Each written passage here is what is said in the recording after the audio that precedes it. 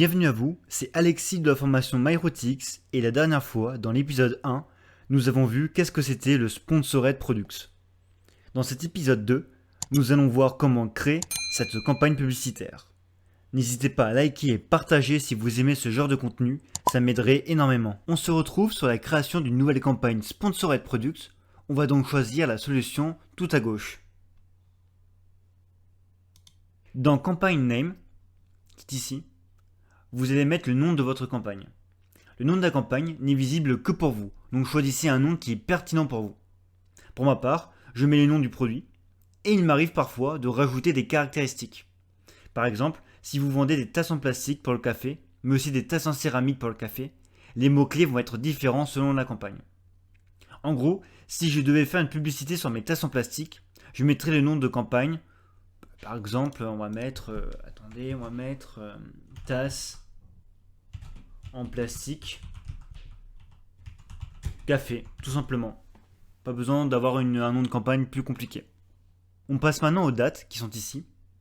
Si vous venez de lancer votre produit, je recommande de laisser tourner votre campagne minimum 2 semaines. Si vous voulez avoir des données intéressantes, il va falloir attendre un peu. Surtout pendant ces 2 semaines, dès lors que vous avez choisi vos mots-clés, ne les changez pas en cours de route. Beaucoup de vendeurs paniquent et enlèvent certains mots-clés au bout de 3-4 jours, car ils voient que le mot-clé ne marche pas. Il ne faut surtout pas faire ça. Comme je l'ai dit, 3-4 jours de publicité, ce n'est pas du tout assez pour avoir des résultats concluants. Donc là, vous pouvez mettre le nombre de jours, donc nous on voudrait mettre 2 semaines, donc on va mettre du 21 au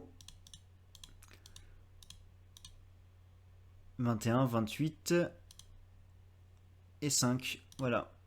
On met un total de 2 semaines. Pour le targeting, vous allez choisir 2 options. Soit vous allez lancer une publicité automatique, qui est ici, c'est-à-dire vous laissez à Amazon le soin de choisir les mots-clés pour votre produit, soit vous choisissez la campagne manuelle, c'est vous qui choisissez vos mots-clés. Dans cet exemple, on va utiliser Manual Targeting. Campaign Bidding Strategy. C'est ici que vous allez choisir votre stratégie d'enchère. Bidding est égal enchère. Pour faire simple, pour chaque mot-clé de votre campagne, vous allez mettre une enchère. Par exemple, pour le mot-clé tasse en plastique café, je mettrai une enchère de 2 €. Et donc, à chaque fois qu'un client va cliquer sur ma publicité, grâce au mot-clé tasse en plastique café, je payerai 2 €. Vous avez 3 stratégies. Le Dynamic Bids Done Only. Amazon ajuste votre offre en temps réel lorsque votre annonce a moins de chances de se transformer en vente. Grâce à cette sélection, Amazon peut réduire les enchères jusqu'à 100%. L'autre stratégie, Dynamic Bids Up and Down. Amazon ajuste votre offre en temps réel de 100% au maximum lorsque votre annonce a plus de chances de se transformer en vente. Et baisse vos offres lorsqu'elles ont moins de chances de se transformer en vente. Exemple, si votre mot-clé tasse en plastique café est au départ à 1 € et qu'Amazon voit une opportunité de transformer le clic de votre mot-clé en une vente, il pourrait fixer votre enchère à 1,20 €, donc une augmentation de 20 centimes. A l'inverse, elle pourrait le baisser de 50 centimes si elle ne voit pas d'opportunité pour transformer le mot-clé en une vente. Enfin, Fix Bids, c'est vous qui choisissez le montant. Amazon utilisera votre offre exacte pour toutes les opportunités. Avec cette méthode, vous aurez plus d'impressions, mais beaucoup moins de conversions. Maintenant, on va créer des ad groups. Le ad group, c'est un sous-groupe de votre campagne que vous allez créer. Chaque sous-groupe correspond à un type de mot-clé. Par exemple, on va créer un sous-groupe tasse de café broad, un sous-groupe tasse de café phrase et un autre sous-groupe tasse de café exact. Je vous expliquerai la définition de ces 3 termes plus tard. Donc ici, on va créer déjà un sous-groupe tasse de café broad. Ici, vous allez ajouter le produit sur lequel vous voulez faire de la promotion, de la publicité. Donc vous faites add, vous ajoutez le produit sur lequel vous faites votre publicité. Dans le targeting, on va chercher à se focaliser uniquement sur les mots-clés. C'est dans le keyword targeting qu'on va passer au choix des mots-clés. Vous pouvez choisir entre 3 types de mots-clés. Les broad match, en français cela veut dire correspondance large. ce sont les termes de recherche qui contiennent tous les éléments de votre mot-clé dans n'importe quel ordre.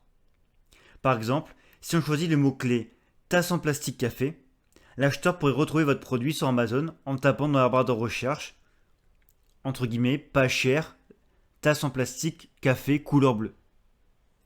Les phrases match, termes de recherche qui contiennent tous les éléments de votre mot-clé dans le même ordre, donc c'est ici.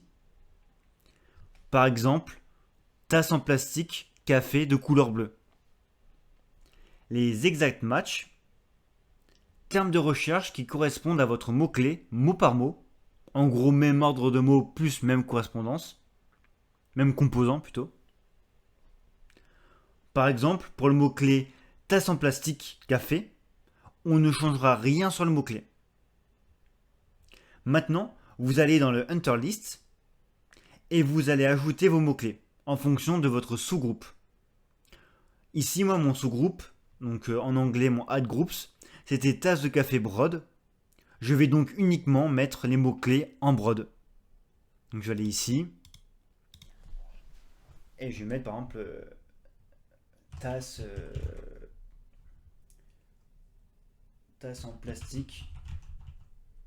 J'ai vu c'était tasse en plastique café. Je peux mettre tasse café. Je peux mettre plein de trucs. Je peux mettre tasse poignée pour thé. Ça pourrait aussi marcher comme mot clé. Ça c'est à vous de choisir. Et après vous n'avez plus qu'à les ajouter. Et vous choisissez votre bid, donc votre enchère. Donc quand vous ne savez pas, laissez juste à 0,75 et après vous verrez après ce qu'ils vont vous proposer. Donc normalement, là je suis en anglais, mais si vous faites ça sur la plateforme Amazon FR, ils vont vous proposer des enchères. Dans les Negative Keyword Targeting, c'est tout simple. C'est ici que vous allez mettre les mots-clés que vous ne voulez pas. Par exemple, le mot-clé bouteille en plastique café, ça ne correspond vraiment pas avec mon produit. Je vais donc l'inscrire dans les Negative Keywords. Vous pouvez soit le mettre dans Negative Exact, soit dans Negative Phrase. Mais je vous recommande plutôt de mettre les mots-clés dans Negative Exact.